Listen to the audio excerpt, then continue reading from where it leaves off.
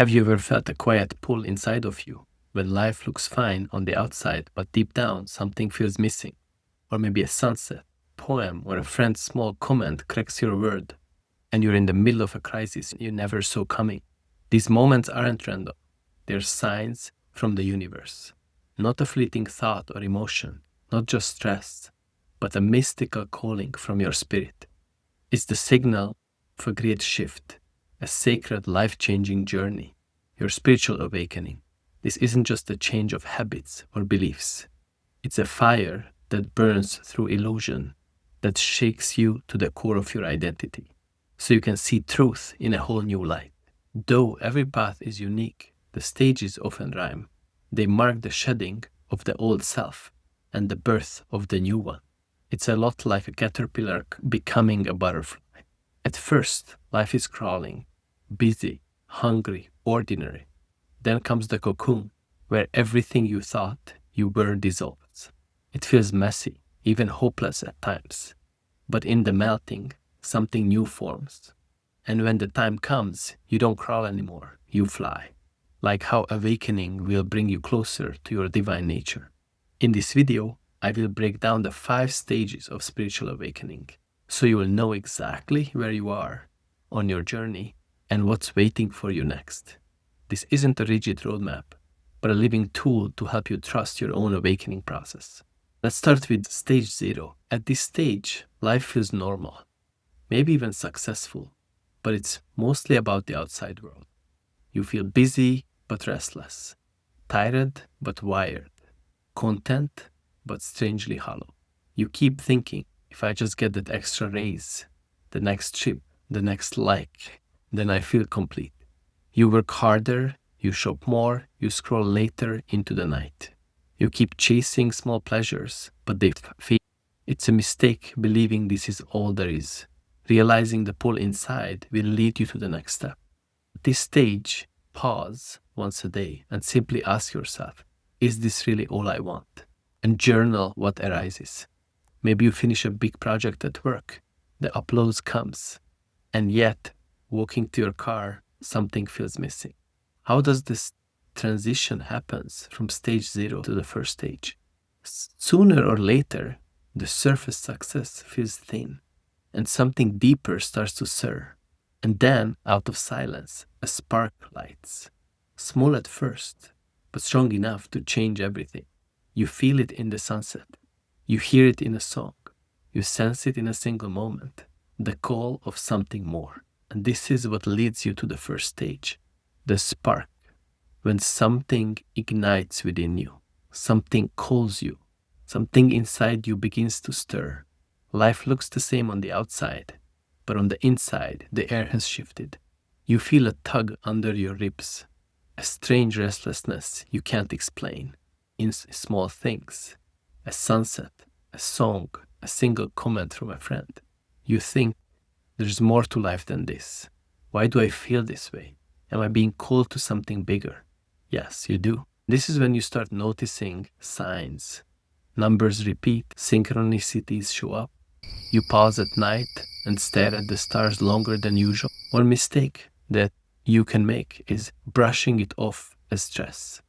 Powerful thing that you can do is treating these signs as significant signs. Don't numb the nudge. Note it. And as a practice, keep a spark journal. Each time something stirs wonder within you, write it down. A sign, a dream, a sudden emotion. Over time, you will see the pattern. So this is where the scene is like, you land the promotion you thought you wanted. Everyone cheers. But as you drive home, you catch a sunset. The applause fades. The glow of the sky does not. And for the first time, you wonder if life has more to offer than the next achievement, the next promotion, or the next raise. Next, you transition from stage 1 to stage 2. Once the spark is lit, it doesn't just glow quiet, it spreads, it burns within you, and it begins to burn away everything that no longer fits. The spark feels beautiful, but it also makes your old self feel like too small. What once was safe now feels like a cage. First, the spark wakes you. Then it stirs you, and soon it pushes you to shed the old so the new can rise. And this is what leads you to the second stage, which is purification, where the fire from within you changes you. After the spark comes the fire. This is the stage where life begins to strip away what no longer serves you. It's not gentle, it burns. You feel restless in old routines, heavy around certain people, drained by habits that once felt fine. You think, why doesn't this job feel right anymore? Why does gossip make me sick? Why do I crave silence more than noise? You let go of junk food, toxic friendships, endless scrolling, toxic habits. You clean your space. You protect your time. You protect your space. You protect your energy. This is what propels your transformation. A mistake that you can make is mistaking loss for failure. But instead, see the loss as space that is being created for the new to enter your life. Don't fear the fire. Let the fire burn within you and refine you. A quick practice you can do is the one thing release. Each week, release one thing. A cluttered drawer, a draining habit, or a negative thought. Small steps make the process manageable. The scene is you walk into the office where you once felt proud, but instead of excitement, you feel a cage closing in. The chatter feels loud. The stress feels heavy. That night, you clean your closet, not just for tidiness, but to make room for who you are becoming. Next, you transition from the second stage to the third stage. Before I get into the next stage, which should totally transform how you look at the awakening process, make sure you hit that subscribe button if you never want to miss one of these stages again. So as the fire burns away the old, the light begins to pour in. What once felt like loss now feels like space. What once felt like darkness now begins to shine. You shed, you soften, you see, and soon the veil begins to lift. You start to recognize that your ego is not your true self. It is just a construct formed by societal conditioning, personal experiences, and learned behaviors. And this is what leads you to the third stage, illumination. After the fire clears the space, the light shines through. This is the stage where everything feels alive with new meaning. This is expansion turned inward, the light stage, the inner lamp switched on. Ancient texts describe it as the lifting of the veil. You wonder in ordinary things, curiosity that won't quit, a deep hunger to learn and grow. Everything feels alive with meaning. Meditation deepens, intuition sharpens, synchronicities appear daily. You're hungry to explore, learn, and practice more and more. You're like a sponge and can't soak up enough knowledge to fulfill your curiosity. You think, I want to understand the world, the universe. Things feel connected. There's wisdom here for me. You dive in to books, workshops, meditation apps, retreats. You explore many tools and traditions. You grow. A mistake, what you can make here is collecting endless methods without depth. Instead, choose one and go deeper. Don't just sample the light. Sit with it until it fills you. The practice that you can do is picking one inner practice. Meditation, prayer, journaling, doesn't matter. Pick one and stick with it. Commit to it for 30 days. Depth matters more than variety. The scene is you wake up and instead of reaching for your phone, you open a book of wisdom. Later, in traffic, instead of cursing, you take a slow breath. For the first time, patience feels stronger than rage. Balance feels stronger than promotion. This is what leads you to the transition from the third stage to the fourth stage. Illumination is like a lamp in the dark, but soon the lamp isn't enough. The sun itself begins to rise. Exploring brings knowledge to the mind. Awakening brings knowing to the soul. Wisdom. First you read it, then you practice it, and then one day you become it. This is when you reach the fourth stage, the awakening, the realization, the breakthrough that brings you the insight. This is the moment the shift arrives. Awakening is not learning about truth. It's seeing it. It's being it. At this stage, you truly recognize that your ego is not your true self. You experience oneness, pure peace, timeless presence. This is the moment of the shift, the realization of something higher, something deeper. This is when duality is fading. Fear becomes presence. Judgment softens into compassion. The I dissolves into the we. You feel timeless presence, deep peace, and the dissolution of the old self. You realize and you think, I'm not my job. I'm not my thoughts. I'm not my emotions. I'm more than my story. You let go of your personal history. You pause in stillness. You feel connected to all things. You see through fear with compassion. The mistake that one can make here is clinging to the peak.